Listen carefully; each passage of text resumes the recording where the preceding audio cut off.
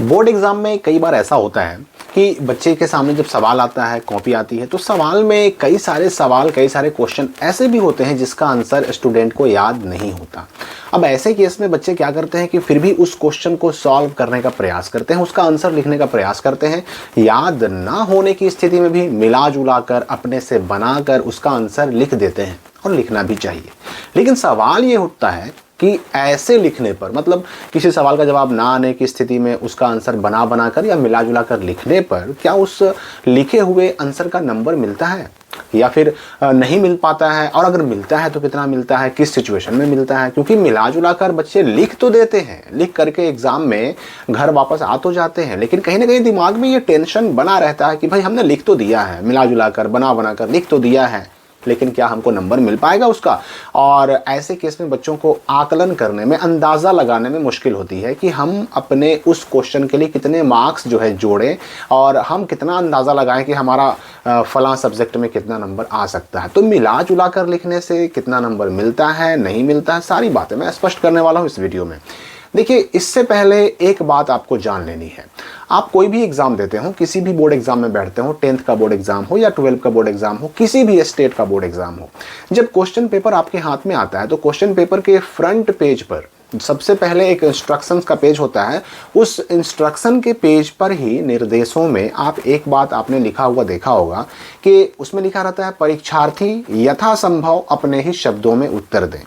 इसका अर्थ ये हुआ, इसका मानी ये हुआ, मतलब ये हुआ कि परीक्षार्थियों को उसी भाषा में, उसी लैंग्वेज में जवाब देने के लिए कहा जाता है जिस लैंग्वेज का इस्तेमाल वो अपने दैनिक बोलचाल में करते हैं। मतलब ऐसा नहीं कि आपको बहुत मुश्किल शब्दों का इस्तेमाल करना है, भाषा बिल्कुल सिंपल होनी चाहिए, भाषा बिल्कुल आसान होनी चाहिए। जिस भाषा में, जिन शब्दों का चुनाव करते हैं आप अपने आपस में, दोस्तों के बीच में बातचीत करने में, उसी भाषा का इस्तेमाल करने की बात कही जाती है कि अपने शब्दों में उत्तर दें।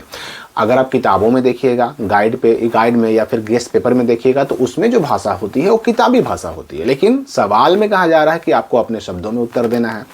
तो अब यहाँ पर देखिए, अगर हम बात करें तो अपने से मिला जुला कर, बना बना कर आंसर लिखने का जो मैटर है, मामला है, वो 3 चीज़ों पर डिपेंड करता है। उसमें नंबर मिलना या ना मिलना, और मिलना तो कितना मिलना, ये बातें जो हैं 3 चीज़ों पर, 3 फैक्टर पर डिपेंड करती है। इसमें सबसे पहला तो ये है कि आपने अपने जो कॉपी में, बोर्ड एग्जाम की कॉपी में जो और बाकी आंसर लिखे हैं वो कैसे लिखे हैं। क्या आपने वो भी मिला जुला कर और बना बना कर अपने से ही लिखा है, या फिर वो सही है। जैसे मैं आपको एक एग्जांपल से, उदाहरण से समझाता हूँ। एग्जाम्पल के लिए आपको किसी एग्ज़ाम में आपको मान लेते हैं कि 20 सवालों का जवाब देना था। 20 सवालों के जवाब में आपने 15 या 16 या 17, मान लीजिए कि 15 जवाब आपने बिल्कुल परफेक्ट दिए हैं, सही दिए हैं। मतलब जितना लिखना था, जो लिखना था, वो आपका आंसर बिल्कुल सही है। अब 20 में 15 जब बिल्कुल सही हैं और बाकी बचे 5, अब उन 5 सवालों का जवाब आपने अगर मिला जुला कर अपने से, अपने मन से लिखा है, तो ऐसे केस में आपके उन 5 सवालों का जो नंबर है वो मिलने के चांसेस बढ़ जाते हैं। लेकिन अगर 20 में 20 सब के सब क्वेश्चन का आंसर आपने अपने मन से ही लिखा, मतलब बना बना कर ही लिखा, तो उसमें जो है ना नंबर मिलने के चांसेस कम हो जाते हैं। होता क्या है ना कि जब बोर्ड एग्जाम की कॉपी चेकिंग होती है, तो जो टीचर कॉपी लेकर बैठते हैं चेक करने के लिए, वो देखते हैं कि भाई हम जिस बच्चे की कॉपी चेक कर रहे हैं, अगर उस टीचर को लगातार उस बच्चे के सारे आंसर सही मिलते चले जाएंगे, 15 लगातार सही सवालों का जवाब लिखा हुआ रहेगा, और उसके बाद अगर 5 सवाल उसका मिला जुला कर भी लिखा हुआ है, तो भी वो 5 सवाल पार हो जाएंगे, उसका नंबर उसको मिल जाएगा। लेकिन कब? जब आपके मैक्सिमम सवालों का जवाब सही हो, 1 2 3 4 ऐसे क्वेश्चन हो जिनमें आपने मिला जुला कर आंसर लिखा है। ये पहला फैक्टर हो गया जिस पे डिपेंड करता है। अब सारे के सारे लिखिएगा मिला जुला कर, बना बना कर, तब तो मुश्किल है नंबर मिल पाना। अच्छा, दूसरा फैक्टर, इसमें जो दूसरी चीज है जो काम करती है नंबर मिलने में, कि आपने जो मिलाकर ही, अपने मन से ही लिखा, बनाकर ही लिखा, याद नहीं था आपको, लेकिन वो आंसर आपके क्वेश्चन से रिलेटेड कितना था, संबंधित कितना है। इसको भी मैं आपको एक एग्जांपल समझाता हूं। जैसे एग्जांपल के लिए आपसे पूछा गया कि नदियों के प्रदूषण के 4 कारण लिखें। अब यहाँ पर जो 4 नंबर का सवाल मान लीजिए कि मिला कि नदियों के प्रदूषण के 4 कारण लिखें। आपने उसके आंसर में क्या कह दिया, क्या लिख दिया कि वायु प्रदूषण के 4 कारण आपने लिख दिया। अब देखिए पूछ रहा था नदियों में प्रदूषण का, आपने लिख दिया वायु प्रदूषण का। अब ये दोनों दो अलग चीजें हो गई, बिल्कुल रिलेटेड नहीं है, दोनों दो अलग चीजें हैं, तो ऐसे केस में नंबर नहीं मिलेगा।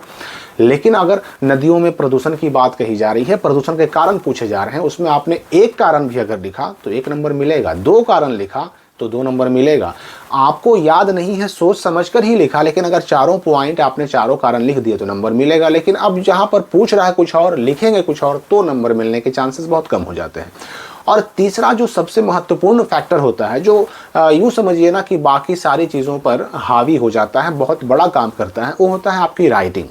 देखिए कभी भी जो है ना हम लोग, आपने भी फील किया होगा किसी आपके किसी दोस्त की अगर राइटिंग बहुत अच्छी होगी तो जनरली सामान्यतः हमारी धारणा उसके बारे में यही बनती है कि जब इसकी राइटिंग इतनी अच्छी है तो ये लड़का भी पढ़ने में अच्छा होगा, ये एक अच्छा ब्रिलियंट स्टूडेंट होगा।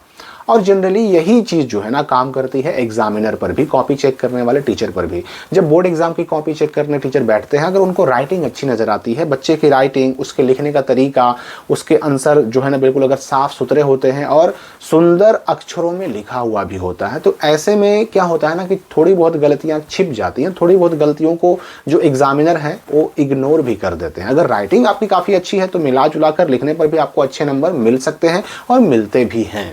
तो मिला जुला कर लिखने पर भी नंबर मिलते हैं, लेकिन ये तीन चीज़ें, ये तीन फैक्टर उसमें काम करते हैं कि आपके बाकी आंसर कैसे लिखे हुए हैं, या फिर आपकी राइटिंग कैसी है, या फिर आपका जो लिखा हुआ, बनाकर अपने मन से लिखा हुआ जो आंसर है वो क्वेश्चन से कितना रिलेटेड है।